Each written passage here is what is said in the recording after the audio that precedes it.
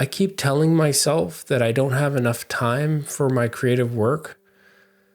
Turns out that's not quite true. I want to tell you about my morning routine. It started simply enough. I eat breakfast, and while I'm eating, I do Wordle. A little puzzle, a little smugness if I get it in 3, and then I'm ready to face the day. Perfectly reasonable. And then I make an espresso and watch Stephen Colbert's monologue from the night before, which I think he's only got a few shows left at this point. But as far as a morning routine goes, it's still reasonable. Little news, little comedy, get the brain warmed up. I'm not just staring at my phone. I'm engaged, I'm informed, I'm practically doing my civic duty, right?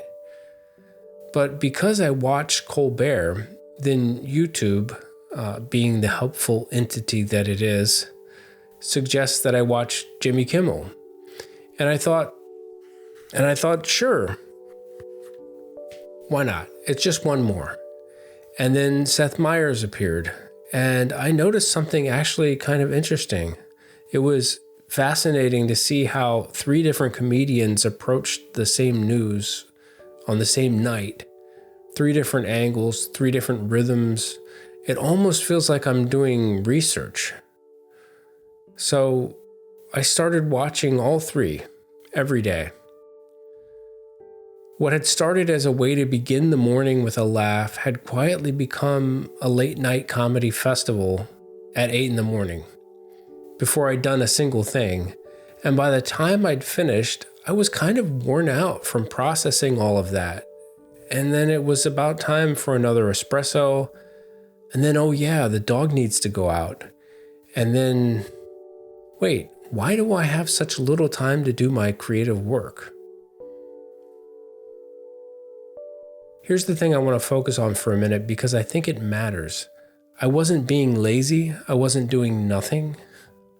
I was doing something I genuinely enjoyed that started as a real defensible habit. I think doing Wordle first thing kind of jumpstarts my brain, and watching Colbert put me in a good mood and ready to start the day feeling good. But that slowly expanded to fill a space I didn't realize I'd handed over. That's different from laziness, and it's actually harder to see clearly because it's a kind of creeping procrastination. This is how time disappears, not in one big dramatic theft, in a series of small, reasonable-sounding additions. And if you're a creative person and making things isn't a hobby for you but more like a biological requirement, you feel it when the time goes. That thing you want to make starts nagging at you. It doesn't care that you're busy. It just sits there, running in the background, occasionally resurfacing at inconvenient moments to remind you that it's still there. You can suppress it for a while, you can get good at ignoring it, but it doesn't go away. So the first question, before we talk about finding time, is just, where did it actually go? Not theoretically, actually. Because most of us have not done that audit, honestly. I hadn't. And when I did, the answer wasn't flattering. But it was useful. Now, I don't want to pretend that time is the whole story because it isn't. There's something else going on, which is that creativity often feels like it needs a runway. You need to ease into it. You need the right conditions, the right time of day, the right amount of mental space, the right level of caffeine. I have conditions. You probably have conditions. And some of those conditions are real, but some of them, and I'm talking about myself here, are a way of delaying the start, a ritual that feels like preparation, but is actually procrastination just with better branding. But I've also had the opposite experience, a deadline bearing down, no time to ease in, no runway, no ritual, just the work. Right now, because it has to be done. And sometimes, not always, but sometimes, what comes out of that is better than what comes out of the careful, well-prepared version. The pressure creates something, a focus that you can't manufacture voluntarily. You stop circling the problem and you just land on it. I've made things under those conditions that I would have never made if I'd had more time. Because more time, for me, can mean more chances to talk myself out of the choices that turn out to be the more interesting ones. Also, if this episode has your wheels turning and you want to go further with it, I write a newsletter that picks up where the episodes leave off. Deeper on the ideas, no algorithm in the way.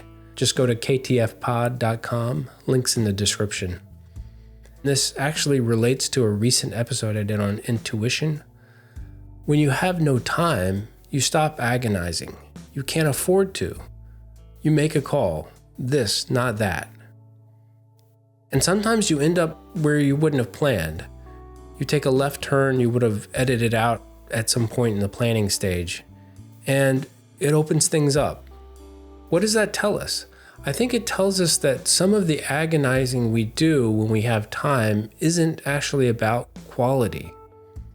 It's about something else.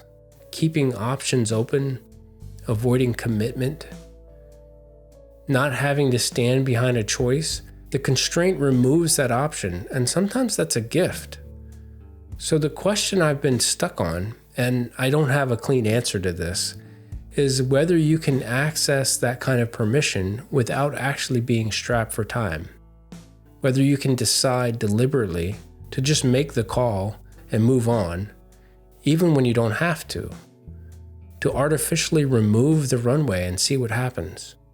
I've been experimenting with this, giving myself a shorter window on purpose, starting before I feel ready, turning off the part of the process that feels like a plane stuck in a holding pattern that never lands. It doesn't always work, but it works more often than I expected. Here's what I keep coming back to. Even if you found the time, would you know what to do with it? Or would the conditions still never be quite right? That's the harder question, and I don't have a perfect answer yet, but I think it's the one worth wrestling with. Thanks so much for hanging out. I'll catch you in the next episode. Until then, keep the flow.